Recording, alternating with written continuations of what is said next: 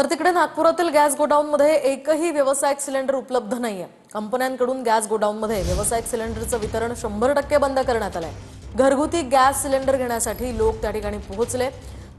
गोडाऊनमध्ये थेट लोक येत आहेत। घरगुती गॅस सिलेंडरचं फक्त OTP वर वितरण केलं जातं। मात्र आता गोडाऊनमधून सुद्धा गॅस लोक घेऊन जात आहेत। नागपुरात घरगुती गॅस सिलेंडर घेण्यासाठी आपण बघू शकतो गॅस गोडाऊनवर लोक जे आहेत ते एकत्र येताना दिसत आहेत।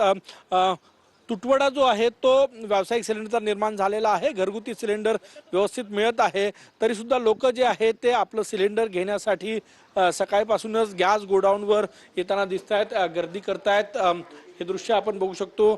OTP शिवाय कुणालाही गॅस सिलेंडर जे आहे ते दिलं जात नाही। दादा सिलेंडर मिळालं नाही, सिलेंडर नाही मिळाला आहे। OTP म्हणत आहे, OTP पाहिजे म्हणत आहे। आम्ही रेगुलर असंच घेत होतो ना, आता इतना OTP हम लोग जनरेट कराने के लिए उनको ऑफिस भेजते हैं और वहाँ से उन लोग OTP जनरेट कर देते हैं। कमर्शियल सिलेंडर आ रहे हैं आपके पास?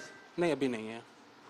कमर्शियल किसी भी को भी नहीं दे रहे? नहीं, किसी को भी नहीं। रेसिडेंशियल डोमेस्टिक जा रहे हैं, डोमेस्टिक पूरे दे रहे हैं। कमर्शियल सिलेंडर आहेच नाही अशी परिस्थिती आहे।